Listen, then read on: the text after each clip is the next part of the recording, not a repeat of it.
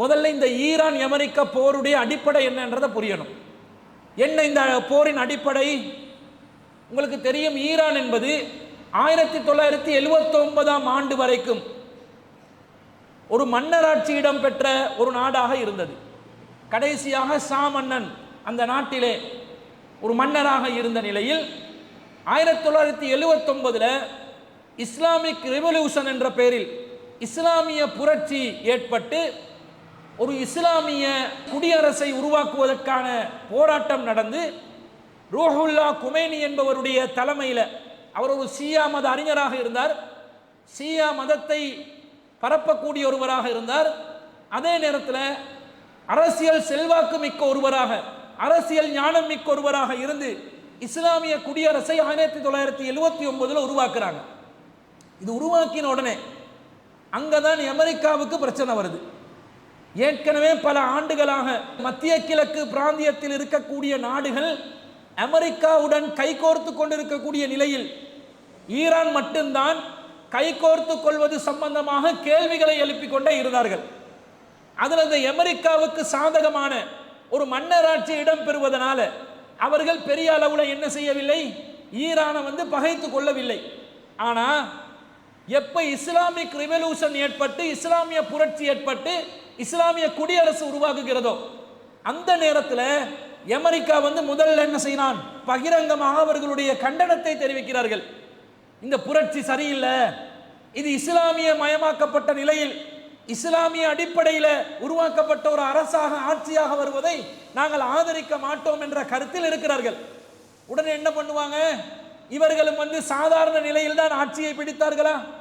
அந்த புரட்சி படை இஸ்லாமிய சிந்தனை உள்ளவர், அவர்களுடைய பார்வையில் இஸ்லாமிய சிந்தனை தானே, காபிருடைய பார்வையில் இஸ்லாமிய சிந்தனை தானே. சுன்னத்துல் ஜமாத்துடைய அக்கீதால இருந்து நாங்கள் பார்க்கும்போது அது ஷியா பிரிவு, அது தனி மதமாக செயல்படுவது நாங்கள் புரிந்து கொள்கிறோம். ஆனால் முஸ்லிம் அல்லாதவர்களுடைய பார்வையில் இஸ்லாமிய சிந்தனை, அதுவும் ஆட்சி அதிகாரம் பலம் என்று இஸ்லாம் என்று பகிரங்கமாக பிரகடனப்படுத்தக்கூடிய விதத்தில் அறிவிக்கிறார்கள் என்று சொன்னால் சாதாரண விஷயம் அல்ல. ஏற்கனவே மத்திய கிழக்கு நாடுகளில் உருவாகி இருக்கக்கூடிய இஸ்லாமிய நாடுகள் எல்லாம் பேர்தாங்கி முஸ்லிம்களாக இஸ்லாமிய அரசை நடைமுறைப்படுத்தும் நிலையில் இல்லை, நாங்கள் குர்ஆனோட இஸ்லாத்தோட, இன்னும் சொல்ல போனால் நம்முடைய அரசியல் அமைப்பை இஸ்லாத்தின் அடிப்படையில் தான் உருவாக்குவோம் என்று பிரகடனப்படுத்துகிற நேரத்தில் அமெரிக்கா அதை யோசிக்கிறார். இவர்களுடைய இந்த பலத்தை எப்படியாவது சீர்குலைக்க வேண்டும் என்று சதி திட்டம் போட்டு பக்கத்து நாடு ஈராக், ஈரானுக்கு பக்கத்தில் உள்ள நாடு, அவர்களோட பேச்சுவார்த்தை நடத்தி எப்படியாவது அவங்க ஷியா மதத்தில் உள்ளவங்க ஷியாயிசத்தை அவர்கள் பரப்பி விடுவார்கள், ஷியாயிசத்தில் ஆதிக்கத்தை மேலோங்க வைத்து விடுவார்கள் என்று சொல்லி இஸ்லாமிய சமூகத்துக்குள்ளே இருக்கக்கூடிய இயக்க ரீதியான அந்த பிளவை மேற்கோள் காட்டி பிரச்சனை உருவாக்குறாங்க. அதன் விளைவாக 1980 இருந்து 1988 வரைக்கும் ஈரான் ஈராக் போர் நடைபெறுகிறது. என்ன நிலைமை? அப்ப எப்படி நிலைமை உருவாக்குறாங்கன்னு பார்த்தீங்களா? அப்போ உடனடியாக 79 உருவாகுது, 80 ஒரு போர், அதுவும் பக்கத்து முஸ்லிம் நாடு. எதை அடிப்படையாக வச்சு? ஷியா சுன்னி பிரிவு.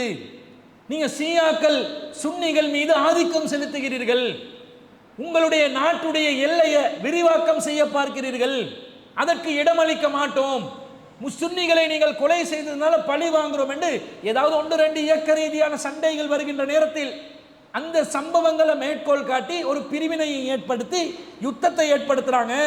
இதுல முழுக்க முழுக்க சதாம் ஹுசைன் தலைமையில் ஈராக் ராணுவம் செயல்பட்ட நேரத்தில் யாரு பக்கபலமாக நின்றது? அமெரிக்கா தான் நின்றுச்சு. அதே அமெரிக்கா தான் சதாம் ஹுசைனுக்கு வேட்டு வச்சாங்க, அது தனி விஷயம். அமெரிக்கா பக்கபலமா நின்றார்களா? இல்லையா? நின்றார்கள். இதை பார்க்கிறோம்.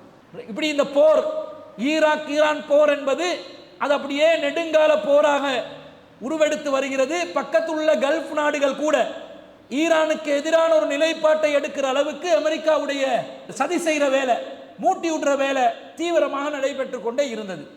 இப்படி வரும்போது 2000 ஆண்டுல அவங்க என்ன செய்யறாங்க, ஈரான் ஒரு நாடாக அந்த நாட்டை பலப்படுத்தணும் என்ற எண்ணத்தில் அவர்களுக்கு என்று சொல்லி பல சக்திகளை உருவாக்குகிறார்கள். ராணுவ பலத்தை அதிகரிக்க வைக்கிறாங்க, டெக்னாலஜி சைட்டில் ரொம்ப தீவிரமான ஒரு டெக்னாலஜியை வளர்க்குறாங்க.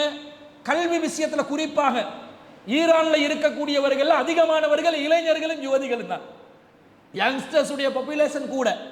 அது ஒரு நாட்டுக்கு சாதகமான ஒரு அம்சம். அப்ப என்ன செய்வார்கள்? ஒரு நாட்டில் பலத்தை மேம்படுத்துவதற்கு இந்த இளமை மக்களுடைய ஜனத்தொகையை பயன்படுத்தி கொள்வார்கள்.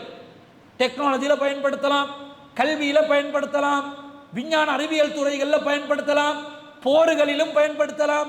நல்ல ஃபிட்டான ஒரு இராணுவமாக இருப்பாங்க. இதை சரியாக இனம் கண்டு ஆயத்துல்லா அலி கொமைனி எப்போ வருகிறார்? ரூஹுல்லா கொமைனி என்பவர் மரணித்த பிறகு பொறுப்புக்கு வந்த ஆயத்துல்லா அலி கொமைனி அவர்களும் சரியான முறையில் சிந்தித்து அந்த நாட்டுடைய கட்டமைப்பை சரியா உருவாக்குறார்.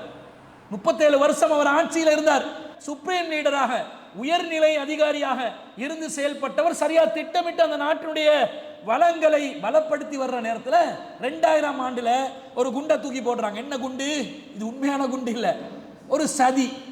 என்ன சதியை போடுறாங்கன்னா, ஈரான் அணு ஆயுதம் உருவாக்க முயற்சி செய்கிறது. இது வளமையா அமெரிக்கா போடுற போடா இல்லையா? எல்லா நாடுகளுக்கும் போடுற போடு. ஈராக்குக்கு எதிராக சதாம் ஹுசைனை தூக்குல போடுற நேரத்தில் கூட எது குற்றச்சாட்டு? அணு ஆயுதம் இருந்துச்சா? இல்ல. ஈராக்ல 5 லட்சத்துக்கும் மேற்பட்டவர்களை கொன்று குவித்தார்கள் அமெரிக்க ராணுவம் வந்து. ஆனா என்ன அடிப்படையாக சொன்னார்கள்? இவர்களிடம் அணு ஆயுதம் முயற்சி நடைபெறுகிறது, அதுக்கு நாங்கள் இடமளிக்க மாட்டோம் என்பது அவர்களுடைய வாதமாக இருந்தது. இதே நிலைப்பாட்டை 2000 யாருக்கு அறிவிக்கிறாங்க? ஈரான் மீது அறிவிக்கிறார்கள். அறிவிக்கும் அவங்க என்ன சொல்றாங்க? இது அணு ஆயுதத்துக்காக நாங்கள் செய்யல, அணு மின்சார சக்தி மற்றும் ஆராய்ச்சி நோக்கத்துக்காக வேண்டி அணுக்களை ஆராயக்கூடிய நிலையங்களை உருவாக்கி வைத்திருக்கிறோம். நம்ம டெக்னாலஜியில் முன்னேறணுமா இல்லையா? மின் சக்திக்கு பதிலாக அணுக்கள் மூலமாக மின் சக்தியை உருவாக்கக்கூடிய தொழில்நுட்பத்தை நாங்கள் ஆராய்கிறோம் என்று அறிவித்தார்கள்.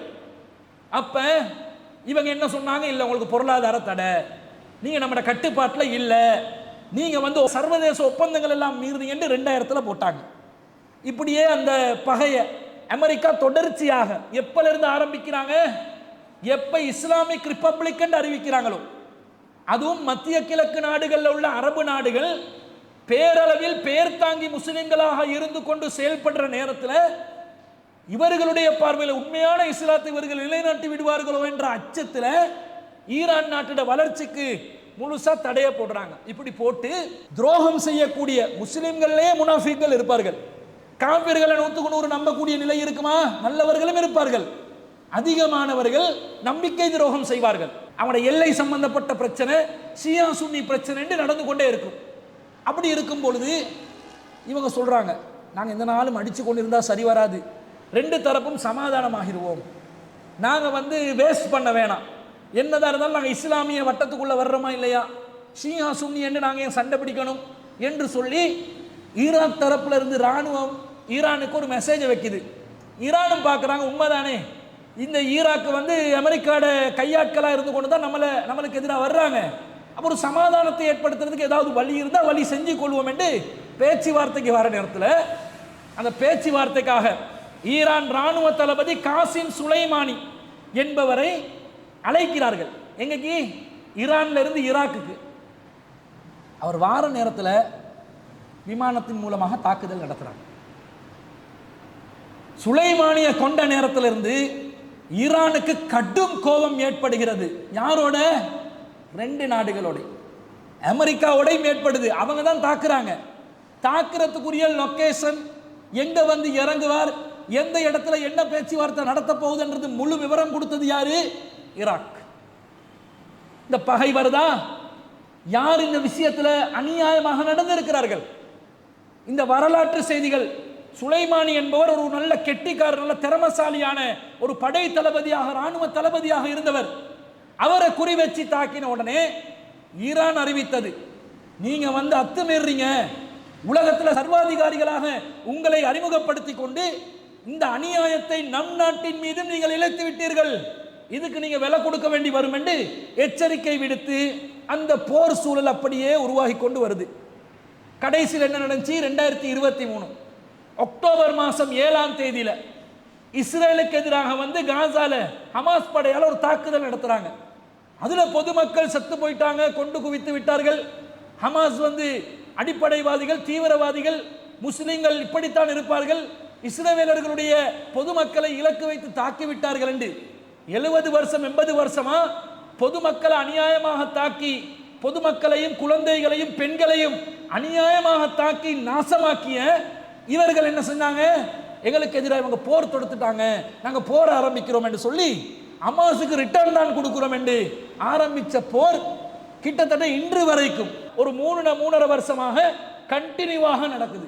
விட்டு விட்டு நடக்குது, இடைவெளி விட்டு விட்டு நடக்குது.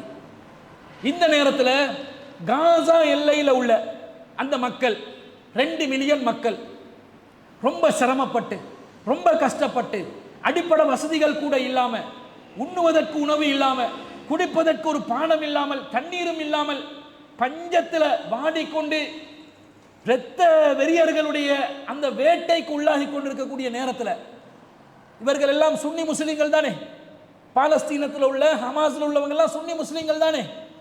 அப்ப இவங்களுக்கு உதவியாக ஏதாவது ஒரு அரபு நாடு வந்து நின்றுச்சா? நிக்கல. அதுக்கு யாரு பக்கபலமாக நின்றார்கள்? ஈரான் நின்றுச்சு. ஈரான் சொன்னாங்க, நாங்கள் ஹமாஸுக்கு ஆயுதங்களை கொடுக்கிறோம், பாலஸ்தீன மக்களுக்கு உணவு தட்டுப்பாடா, நம்முடைய சக்திக்குட்பட்ட விதத்தில் உணவு ஏற்பாடுகளை செய்கிறோம், தண்ணீர் விநியோகம் செய்கிறோம், இன்னும் சொல்ல போனால் ஹிஸ்புல்லா என்ற ஆயுத குழுவை உங்களுக்கு ஆதரவாக இஸ்ரேலுக்கு எதிரான போருக்கு நாங்கள் அனுப்பி வைக்கிறோம் என்று சொல்லி நிறைய ஏற்பாடுகளை செஞ்சு அனுப்புறாங்க. அப்ப லெபனான்ல இருந்து ஹெல்ப் வருது, யமன்ல இருந்து ஹெல்ப் வருது. இஸ்ரேலுக்கு எதிரான அந்த தாக்குதலை ஹமாஸ் கடுமையா செய்யும் போது திரும்ப இவங்களுக்கு ஈரான் ஹெல்ப் பண்ணத காரணம் காட்டி அமெரிக்கா வந்து திரும்ப நுழைகிறான். இஸ்ரேலுக்கு நாங்க பக்கபலமா நிற்போம். இந்த எல்லாத்திலையும் ஈரான் தரப்புக்கு எதிராக அமெரிக்கா நின்ற விஷயங்கள்ல ஏதாவது ஒரு நியாயம் இருக்குதா? இல்லை. இதுதான் போருக்கு காரணம்.